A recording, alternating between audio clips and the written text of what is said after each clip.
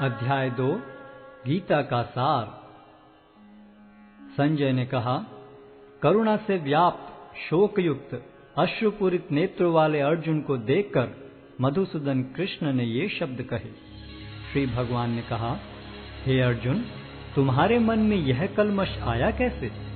यह उस मनुष्य के लिए तनुक भी अनुकूल नहीं है जो जीवन के मूल्य को जानता हो। इससे उच्च लोक की नहीं अपितु अपयश की प्राप्ति होती है। हे प्रतापुत्र, इस हीन नपुंसकता को प्राप्त मत हो, यह तुम्हें शोभा नहीं देती। हे शत्रुओं के दमन करता, हृदय की शुद्ध दुर्बलता को त्याग कर युद्ध के लिए खड़े हो। अर्जुन ने कहा, हे शत्रुहंता, हे मधुसूदन, मैं युद्ध भूमि में किस तरह भीष्म तथा द्रोण जैसे पूजनीय व्यक्तियों पर उलटकर बाण चलाऊंगा। ऐसे महापुरुषों को जो मेरे गुरु हैं, उन्हें मारकर जीने की अपेक्षा इस संसार में भीख मांगकर खाना अच्छा है। भले ही वे सांसारिक लाभ के इच्छुक हों, किंतु हैं तो गुरुजन ही। यदि उनका वध होता है तो हमारे द्वारा भोग्य प्रत्येक वस्तु उनके रक्त से सनी होगी। हम यह भी नहीं जानते कि हमारे लिए क्या श्रेष्ठ है, उनको जीतना या उनके द्वारा जीते जाना। यदि हम धृतराष्ट्र के पुत्रों का वध कर देते हैं तो हमें जीवित रहने की आवश्यकता नहीं है, फिर भी वे युद्ध भूमि में हमारे समक्ष खड़े हैं। अब मैं अपनी कृपण दुर्बलता के कारण अपना कर्तव्य भूल गया हूँ और सारा धैर्य खो चुका हूँ। ऐसी अवस्था में मैं आपसे पूछ रहा हूँ कि जो मेरे लिए श्रेयस्कर हो उससे निश्चित रूप से बताएं। अब मैं आपका शिष्य हूँ और आपका शरणागत हूँ, कृपया मुझे उपदेश दें। मुझे ऐसा कोई साधन नहीं दिखता जो मेरी इंद्रियों को सुखाने वाले इस शोक को दूर कर सके। स्वर्ग पर देवताओं के अधिपत्य की तरह इस धन धान्य संपन्न सारी पृथ्वी पर निष्कंटक राज्य प्राप्त करके भी मैं इस शोक को दूर नहीं कर सकूंगा। संजय ने कहा, इस प्रकार कहने के बाद शत्रुओं का दमन करने वाला अर्जुन कृष्ण से बोला, हे गोविंद, मैं युद्ध नहीं करूंगा, और चुप हो गया। हे भरतवंशी धृतराष्ट्र, उस समय दोनों सेनाओं के मध्य शोकमग्न अर्जुन से कृष्ण ने मानो हंसते हुए ये शब्द कहे। श्री भगवान ने कहा, तुम पांडित्यपूर्ण वचन करते हुए उनके लिए शोक कर रहे हो जो शोक करने योग्य नहीं हैं। जो विद्वान होते हैं वे न तो जीवित के लिए न ही मृत के लिए शोक करते हैं। ऐसा कभी नहीं हुआ कि मैं न रहा हूं या तुम न रहे हो, अथवा ये समस्त राजा न रहे हों, और न ऐसा है कि भविष्य में हम लोग नहीं रहेंगे। जिस प्रकार शरीरधारी आत्मा इस शरीर में बाल्यावस्था से तरुणावस्था में और फिर वृद्धावस्था में निरंतर अग्रसर होता रहता है, उसी प्रकार मृत्यु होने पर आत्मा दूसरे शरीर में चला जाता है। धीर व्यक्ति ऐसे परिवर्तन से मोह को प्राप्त नहीं होता। हे कुंती पुत्र, सुख तथा दुख का क्षणिक उदय तथा कालक्रम में उनका अंतर्धान होना सर्दी तथा गर्मी की ऋतुओं के आने जाने के समान है। हे भरतवंशी, वे इंद्रिय बोध से उत्पन्न होते हैं और मनुष्य को चाहिए कि अविचल भाव से उनको सहन करना सीखे। हे पुरुष श्रेष्ठ अर्जुन, जो पुरुष सुख तथा दुख में विचलित नहीं होता और इन दोनों में संभाव रखता है, वह निश्चित रूप से मुक्ति के योग्य है। तत्वदर्शियों ने यह निष्कर्ष निकाला है कि असत का तो कोई चिरस्थायित्व नहीं है, किंतु सत अपरिवर्तनीय रहता है। उन्होंने इन दोनों की प्रकृति के अध्ययन द्वारा यह निष्कर्ष निकाला है। जो सारे शरीर में व्याप्त है उसे ही तुम अविनाशी समझो। उस अव्यय आत्मा को नष्ट करने में कोई भी समर्थ नहीं है। अविनाशी, अप्रमेय तथा शाश्वत जीव के भौतिक शरीर का अंत अवश्यम भावी है। अतः हे भरतवंशी, युद्ध करो। जो इस जीवात्मा को मारने वाला समझता है तथा जो इसे मरा हुआ समझता है, वे दोनों ही अज्ञानी हैं, क्योंकि आत्मा न तो मरता है और न मारा जाता है। आत्मा के लिए किसी भी काल में न तो जन्म है न मृत्यु। वह न तो कभी जन्मा है, न जन्म लेता है और न जन्म लेगा। वह अजन्मा नित्य, शाश्वत तथा पुरातन है। शरीर के मारे जाने पर वह मारा नहीं जाता। हे पार्थ, जो व्यक्ति यह जानता है कि आत्मा अविनाशी, अजन्मा, शाश्वत तथा अव्यय है, वे भला किसी को कैसे मार सकता है या मरवा सकता है? जिस प्रकार मनुष्य पुराने वस्त्रों का त्याग कर नए वस्त्र धारण करता है, उसी प्रकार आत्मा पुराने तथा व्यर्थ के शरीरों को त्याग कर नवीन भौतिक शरीर धारण करता है। यह आत्मा न तो कभी किसी शस्त्र द्वारा खंड खंड किया जा सकता है, न अग्नि द्वारा जलाया जा सकता है, न जल द्वारा भिगोया या वायु द्वारा सुखाया जा सकता है। यह आत्मा अखंडित तथा अघुलनशील है। इसे न तो जलाया जा सकता है, न ही सुखाया जा सकता है। यह शाश्वत, सर्वव्यापी, अविकारी, स्थिर तथा सदैव एक सा रहने वाला है। यह आत्मा अव्यक्त, अकल्पनीय तथा अपरिवर्तनीय कहा जाता है। यह जानकर तुम्हें शरीर के लिए शोक नहीं करना चाहिए। किंतु यदि तुम यह सोचते हो कि आत्मा अथवा जीवन का लक्षण सदा जन्म लेता है तथा सदा मरता है, तो भी हे महाबाहु, तुम्हारे शोक करने का कोई कारण नहीं है। जिसने जन्म लिया है उसकी मृत्यु निश्चित है, और मृत्यु के पश्चात पुनर्जन्म भी निश्चित है। अतः अपने अपरिहार्य कर्तव्य पालन में तुम्हें शोक नहीं करना चाहिए। सारे जीव प्रारंभ में अव्यक्त रहते हैं, मध्य अवस्था में व्यक्त होते हैं और विनष्ट होने पर पुनः अव्यक्त हो जाते हैं। अतः शोक करने की क्या आवश्यकता है? कोई आत्मा को आश्चर्य से देखता है, कोई इसे आश्चर्य की तरह बताता है तथा कोई इसे आश्चर्य की तरह सुनता है, किंतु कोई कोई इसके विषय में सुनकर भी कुछ नहीं समझ पाते। हे भरतवंशी, शरीर में रहने वाले का कभी भी वध नहीं किया जा सकता। अतः तुम्हें किसी भी जीव के लिए शोक करने की आवश्यकता नहीं है। क्षत्रिय होने के नाते अपने विशिष्ट धर्म का विचार करते हुए तुम्हें जानना चाहिए कि धर्म के लिए युद्ध करने से बढ़कर तुम्हारे लिए अन्य कोई कार्य नहीं है। अतः तुम्हें संकोच करने की कोई आवश्यकता नहीं है। हे पार्थ, वे क्षत्रिय सुखी हैं जिन्हें ऐसे युद्ध के अवसर अपने आप प्राप्त होते हैं, जिससे उनके लिए स्वर्ग लोक के द्वार खुल जाते हैं। किंतु यदि तुम युद्ध करने के स्वधर्म को संपन्न नहीं करते, तो तुम्हें निश्चित रूप से अपने कर्तव्य की उपेक्षा करने का पाप लगेगा और तुम योद्धा के रूप में भी अपना यश खो दोगे। लोग सदैव तुम्हारे अपयश का वर्णन करेंगे, और सम्मानित व्यक्ति के लिए अपयश तो मृत्यु से भी बढ़कर है। जिन जिन महान योद्धाओं ने तुम्हारे नाम तथा यश को सम्मान दिया है, वे सोचेंगे कि तुमने डर के मारे युद्ध भूमि छोड़ दी है, और इस तरह वे तुम्हें तुच्छ मानेंगे। तुम्हारे शत्रु अनेक प्रकार के कटु शब्दों से तुम्हारा वर्णन करेंगे और तुम्हारी सामर्थ्य का उपहास करेंगे। तुम्हारे लिए इससे दुखदाई और क्या हो सकता है? हे कुंती पुत्र, तुम यदि युद्ध में मारे जाओगे तो स्वर्ग प्राप्त करोगे, या यदि तुम जीत जाओगे तो पृथ्वी के साम्राज्य का भोग करोगे। अतः दृढ़ संकल्प करके खड़े हो और युद्ध करो। तुम सुख या दुख, हानि या लाभ, विजय या पराजय का विचार किए बिना युद्ध के लिए युद्ध करो।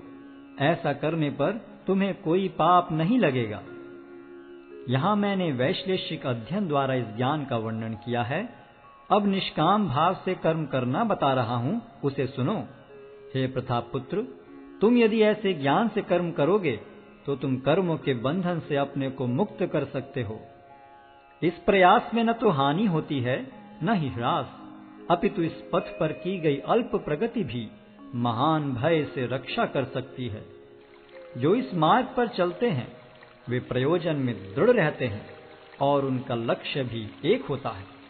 हे कुरुनंदन, जो दृढ़ प्रतिज्ञ नहीं है उनकी बुद्धि अनेक शाखाओं में विभक्त रहती है। अल्पज्ञानी मनुष्य वेदों के उन अलंकारिक शब्दों के प्रति अत्यधिक आसक्त रहते हैं जो स्वर्ग की प्राप्ति, अच्छे जन्म, शक्ति इत्यादि के लिए विविध सकाम कर्म करने की संस्तुति करते हैं। इंद्रिय तृप्ति तथा ऐश्वर्य में जीवन की अभिलाषा के कारण वे कहते हैं कि इससे बढ़कर और कुछ नहीं है। जो लोग इंद्रिय भोग तथा भौतिक ऐश्वर्य के प्रति अत्यधिक आसक्त होने से ऐसी वस्तुओं से मोहग्रस्त हो जाते हैं, उनके मनों में भगवान के प्रति भक्ति का दृढ़ निश्चय नहीं होता। वेदों में मुख्यतया प्रकृति के तीनों गुणों का वर्णन हुआ है। हे अर्जुन, इन तीनों गुणों से ऊपर उठो, समस्त द्वैतों और लाभ तथा सुरक्षा की सारी चिंताओं से मुक्त होकर आत्मपरायण बनो। एक छोटे से कूप का सारा कार्य एक विशाल जलाशय से तुरंत पूरा हो जाता है। इसी प्रकार वेदों के आंतरिक तात्पर्य जानने वाले को उनके सारे प्रयोजन सिद्ध हो जाते हैं। तुम्हें अपना कर्म करने का अधिकार है, किंतु कर्म के फलों के तुम अधिकारी नहीं हो। तुम न तो कभी अपने आप को अपने कर्मों के फलों का कारण मानो, न ही कर्म न करने में कभी आसक्त हो। हे अर्जुन, जय अथवा पराजय की समस्त आसक्ति त्याग कर समभाव से अपना कर्म करो। ऐसी समता योग कहलाती है। हे धनंजय, भक्ति के द्वारा समस्त गर्हित कर्मों से दूर रहो और उसी भाव से भगवान की शरण ग्रहण करो। जो व्यक्ति अपने सकाम कर्म फलों को भोगना चाहते हैं, वे कृपण हैं। भक्ति में संलग्न मनुष्य इस जीवन में ही अच्छे तथा बुरे कार्यों से अपने को मुक्त कर लेता है। अतः योग के लिए प्रयत्न करो, क्योंकि सारा कार्य कौशल यही है। इस तरह भगवत भक्ति में लगे रहकर बड़े बड़े ऋषि, मुनि अथवा भक्तगण अपने आप को इस भौतिक संसार में कर्म के फलों से मुक्त कर लेते हैं। इस प्रकार वे जन्म मृत्यु के चक्र से छूट जाते हैं और भगवान के पास जाकर उस अवस्था को प्राप्त करते हैं जो समस्त दुखों से परे है।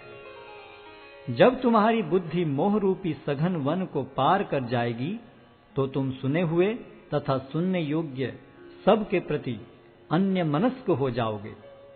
जब तुम्हारा मन वेदों की अलंकारमयी भाषा से विचलित न हो और वह आत्म साक्षात्कार की समाधि में स्थिर हो जाए, तब तुम्हें दिव्य चेतना प्राप्त हो जाएगी। अर्जुन ने कहा, हे कृष्ण, अध्यात्म में लीन चेतना वाले व्यक्ति के क्या लक्षण हैं? वह कैसे बोलता है तथा उसकी भाषा क्या है? वह किस तरह बैठता और चलता है? श्री भगवान ने कहा, हे पार्थ, जब मनुष्य मनोधर्म से उत्पन्न होने वाली इंद्रिय तृप्ति की समस्त कामनाओं का परित्याग कर देता है और जब इस तरह से विशुद्ध हुआ उसका मन आत्मा में संतोष प्राप्त करता है, तो वह विशुद्ध दिव्य चेतना को प्राप्त स्थित प्रज्ञ कहा जाता है, जो त्रय तापों के होने पर भी मन में विचलित नहीं होता अथवा सुख में प्रसन्न नहीं होता और जो आसक्ति, भय तथा क्रोध से मुक्त है, वह स्थिर मन वाला मुनि कहलाता है। इस भौतिक जगत में जो व्यक्ति न तो शुभ की प्राप्ति से हर्षित होता है और न अशुभ के प्राप्त होने पर उससे घृणा करता है, वह पूर्ण ज्ञान में स्थिर होता है। जिस प्रकार कछुआ अपने अंगों को संकुचित करके खोल के भीतर कर लेता है, उसी तरह जो मनुष्य अपनी इंद्रियों को इंद्रिय विषयों से खींच लेता है, वह पूर्ण चेतना में दृढ़ता पूर्वक स्थिर होता है। देहधारी जीव इंद्रिय भोग से भले ही निवृत्त हो जाए, पर उसमें इंद्रिय भोगों की इच्छा बनी रहती है। लेकिन उत्तम रस के अनुभव होने से ऐसे कार्यों को बंद करने पर वह भक्ति में स्थिर हो जाता है। हे अर्जुन, इंद्रियां इतनी प्रबल तथा वेगवान हैं कि वे उस विवेकी पुरुष के मन को भी बलपूर्वक हर लेती हैं, जो उन्हें वश में करने का प्रयत्न करता है। जो इंद्रियों को पूर्णतया वश में रखते हुए इंद्रिय संयम करता है और अपनी चेतना को मुझ में स्थिर कर देता है, वह मनुष्य स्थिर बुद्धि कहलाता है।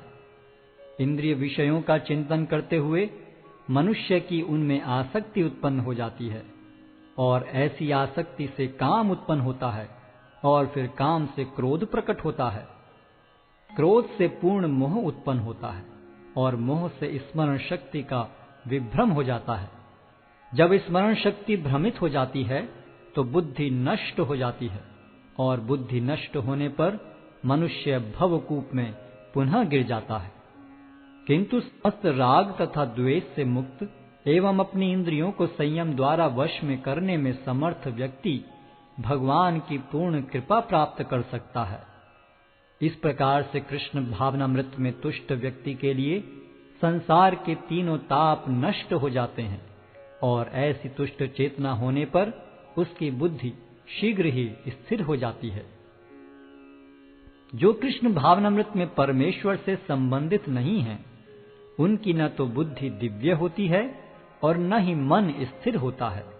जिसके बिना शांति की कोई संभावना नहीं है, शांति के बिना सुख हो भी कैसे सकता है। जिस प्रकार पानी में तैरती नाव को प्रचंड वायु दूर बहा ले जाती है, उसी प्रकार विचरणशील इंद्रियों में से कोई एक जिस पर मन निरंतर लगा रहता है, मनुष्य की बुद्धि को हर लेती है। अतः हे महाबाहु, जिस पुरुष की इंद्रियां अपने अपने विषयों से सब प्रकार से विरत होकर उसके वश में हैं, उसी की बुद्धि निस्संदेह स्थिर है। जो सब जीवों के लिए रात्रि है, वह आत्म संयमी के जागने का समय है, और जो समस्त जीवों के जागने का समय है, वह आत्मनिरीक्षक मुनि के लिए रात्रि है। जो पुरुष समुद्र में निरंतर प्रवेश करती रहने वाली नदियों के समान इच्छाओं के निरंतर प्रवाह से विचलित नहीं होता और जो सदैव स्थिर रहता है, वही शांति प्राप्त कर सकता है, वह नहीं जो ऐसी इच्छाओं को तुष्ट करने की चेष्टा करता हो। जिस व्यक्ति ने इंद्रिय तृप्ति की समस्त इच्छाओं का परित्याग कर दिया है, जो इच्छाओं से रहित रहता है और जिसने सारी ममता त्याग दी है तथा अहंकार से रहित है, वही वास्तविक शांति को प्राप्त कर सकता है। यह आध्यात्मिक तथा ईश्वरीय जीवन का पथ है, जिसे प्राप्त करके मनुष्य मोहित नहीं होता। यदि कोई जीवन के अंतिम समय में भी इस तरह स्थित हो, तो वह भगवत धाम में प्रवेश कर सकता है।